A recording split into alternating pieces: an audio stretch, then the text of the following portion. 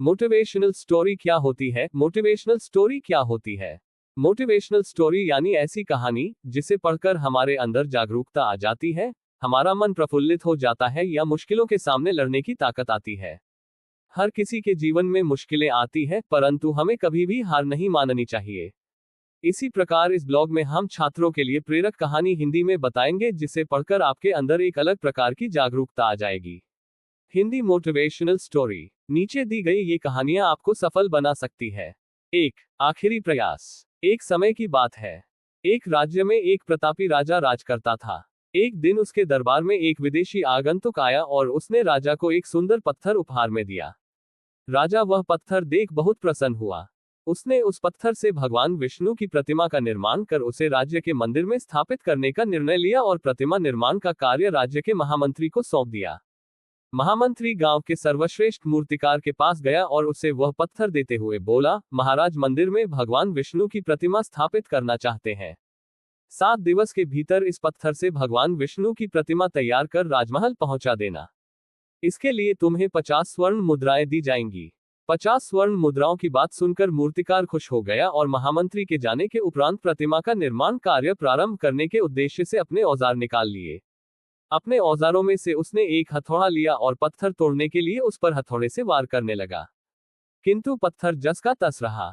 मूर्तिकार ने हथौड़े के कई वार पत्थर पर किए, किंतु पत्थर नहीं टूटा।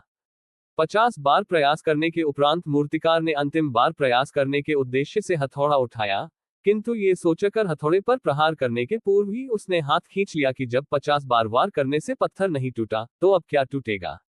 वह पत्थर लेकर वापस महामंत्री के पास गया और उसे यह कह वापस कर आया कि इस पत्थर को तोड़ना नामुमकिन है, इसलिए इससे भगवान विष्णु की प्रतिमा नहीं बन सकती। महामंत्री को राजा का आदेश हर स्थिति में पूर्ण करना था, इसलिए उसने भगवान विष्णु की प्रतिमा निर्मित करने का कार्य गांव के एक साधारण से मूर्तिकार को सौंप दिया। पत्थर लेकर मूर्तिकार ने महामंत्री के सामने ही उस पर हथौड़े से प्रहार किया और वह पत्थर एक बार में ही टूट गया। पत्थर टूटने के बाद मूर्तिकार प्रतिमा बनाने में जुट गया। इधर महामंत्री सोचने लगा कि काश पहले मूर्तिकार ने एक अंतिम प्रयास और किया होता, तो सफल हो गया होता और 50 स्वर्ण मुद्राओं का हकदार बनता। सीख। मित्रों, हम भी अपने जीवन में ऐसी परिस्थितियों से दो चार होते रहते हैं। कई बार किसी कार्य को करने के पूर्व या किसी समस्या के सामने आने पर उसका निराकरण करने के पूर्व ही हमारा आत्मविश्वास डगमगा जाता है और हम प्रयास किए बिना ही हार मान लेते हैं। कई बार हम एक दो प्रयास में असफलता मिलने पर आगे प्रयास करना छोड़ देते हैं, जबकि हो सकता है कि कुछ प्रयास और करने पर कार्य पूर्ण हो जाता या समस्या का समाधान हो जाता। यदि जीवन में सफलता प्राप्त करनी है तो बार बार असफल होने पर भी तब तक प्रयास करना नहीं छोड़ना चाहिए जब तक सफलता नहीं मिल जाती। क्या पता जिस प्रयास को करने के पूर्व हम हाथ खींच ले वही हमारा अंतिम प्रयास हो और उसमें हमें कामयाबी प्राप्त हो जाए। 2. शिकंजी का स्वाद। एक प्रोफेसर क्लास ले रहे थे। क्लास के सभी छात्र बड़ी ही रुचि से उनके लेक्चर को सुन रहे थे। उनके पूछे गए सवालों के जवाब दे रहे थे, लेकिन उन छात्रों के बीच कक्षा में एक छात्र ऐसा भी था जो चुपचाप और गुमसुम बैठा हुआ था। प्रोफेसर ने पहले ही दिन उस छात्र को नोटिस कर लिया, लेकिन कुछ नहीं बोले। लेकिन जब 4-5 दिन तक ऐसा ही चला तो उन्होंने उस छात्र को क्लास के बाद अपने केबिन में बुलवाया और पूछा, तुम हर समय उदास रहते हो, क्लास में अकेले और चुपचाप बैठे रहते हो, लेक्चर पर भी ध्यान नहीं देते, क्या बात है, कुछ परेशानी है क्या? सर, वो छात्र कुछ हिचकिचाते हुए बोला, मेरे अतीत में कुछ ऐसा हुआ है जिसकी वजह से मैं परेशान रहता हूँ, समझ नहीं आता क्या करूं। प्रोफेसर भले व्यक्ति थे, उन्होंने उस छात्र को शाम को अपने घर पर बुलवाया। शाम को जब छात्र प्रोफेसर के घर पहुंचा तो प्रोफेसर ने उसे अंदर बुलाकर बैठाया, फिर स्वयं किचन में चले गए और शिकंजी बनाने लगे। उन्होंने जानबूझकर शिकंजी में ज्यादा नमक डाल दिया। फिर किचन से बाहर आकर शिकंजी का गिलास छात्र को देकर कहा, ये लो शिकंजी पियो। छात्र ने गिलास हाथ में लेकर जैसे ही एक घूंट लिया, अधिक नमक के स्वाद के कारण उसका मुंह अजीब सा बन गया। ये देख प्रोफेसर ने पूछा, क्या हुआ? शिकंजी पसंद नहीं आई? नहीं सर, ऐसी बात नहीं है, बस शिकंजी में नमक थोड़ा ज्यादा है। छात्र बोला, अरे अब तो ये बेकार हो गया, लाओ गिलास मुझे दो, मैं इसे फेंक देता हूँ।